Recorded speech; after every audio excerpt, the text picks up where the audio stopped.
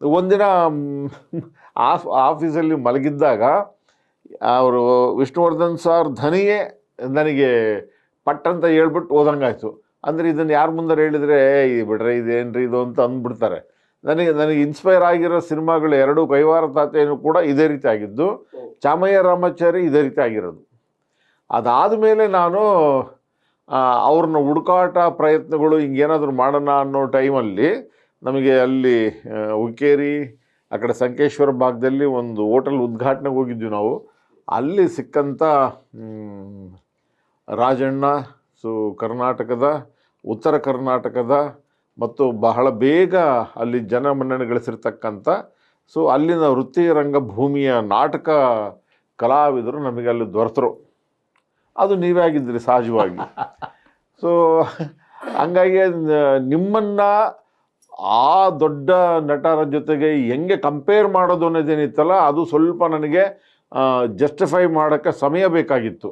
ಯಾಕೆಂದರೆ ಯಜಮಾನರು ಇಲ್ಲದ ಜಾಗದಲ್ಲಿ, ತೆರವಾದ ಜಾಗದಲ್ಲಿ ನಾನು ನಿಮ್ಮನ್ನು ನೋಡಬೇಕಾಗಿತ್ತು. ಆ್ಯಕ್ಚುಲಿಗೆ ಸ್ಕ್ರೀನಿಗೆ ತಂದು ನಾನು ತೋರಿಸ್ಬೇಕಾಗಿತ್ತು.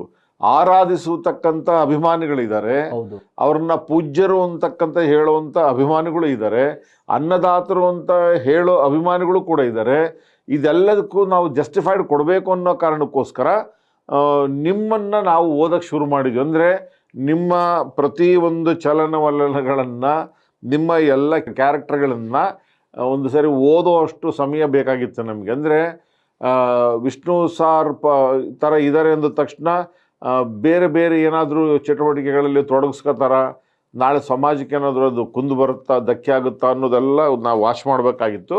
ಅದನ್ನು ಈ ವೇದಿಕೆಯಲ್ಲಿ ಹೇಳೋಕ್ಕೆ ನನಗೆ ಒಂದು ಒಳ್ಳೆ ಟೈಮ್ ಸಿಕ್ತು ನನಗೆ. ಅಂದರೆ ತಾವು ಅವ್ರನ್ನ, ಅಂದರೆ ರಾಜು ಅವ್ರನ್ನ ಹಿಡಿಯೋ ರೀತಿ ಅವ್ರದ್ದು ಖಾಸಗಿ ಜೀವನ ಮತ್ತು ವೃತ್ತಿ ಜೀವನ ಎರಡೂ ನೀವು ಬಹಳ ಎಚ್ಚರಿಕೆಯಿಂದ ಸ್ಟಡಿ ಮಾಡಿರ್ತಾ ಬಂದ್ರಿ ಅಂತ ಕಾಣುತ್ತೆ.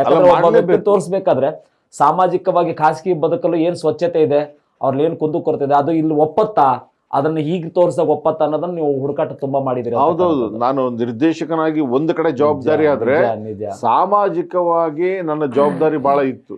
ಅದನ್ನ ಅರ್ಥ ಮಾಡ್ಕೊಂಡ್ಮೇಲೆ ನಿಮ್ಮನ್ನು ಓದಕ್ಕೆ ಶುರು ಮಾಡಿ, ಅದಾದ ನಂತರ ಸೊ ರಾಜಣ್ಣವ್ರನ್ನ ಕರೆದು, ಆಮೇಲೆ ಈ ಥರ ಇದೆ ರಾಜಣ್ಣವರೇ ಕತೆ ಇದಂತಲ್ಲ, ರಾಜಣ್ಣವ್ರ ಮುಂದೆಲ್ಲ ಕಥೆಯನ್ನು ಒಪ್ಪಿಸಿದೆ.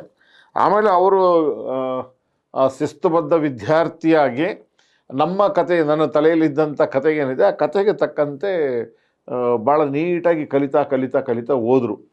ಆಮೇಲೆ ಅವರು ಮಧ್ಯದಲ್ಲಿ ಎಲ್ಲೇ ಹೋದರೂ ಕೂಡ ಅವರ ನ್ಯೂನ್ಯತೆಗಳನ್ನು ಹೇಳ್ತಾರೆ ಅವರು. ಅಂದರೆ ಒಂದು ಪ್ರಾಜೆಕ್ಟಲ್ಲಿ ಇನ್ವಾಲ್ವ್ ಆದಾಗ ಅವರು ನ್ಯೂನ್ಯತೆಗಳನ್ನು ಹೇಳ್ತಾರೆ. ನನ್ನಲ್ಲಿ ಈ ಥರದ ನ್ಯೂನ್ಯತೆಗಳಿದೆ ಅನ್ನೋದಿದೆಯಲ್ಲ, ಅದನ್ನು ಅವ್ರು ಹೇಳ್ದೇ ಇರ್ಬೋದಿತ್ತು.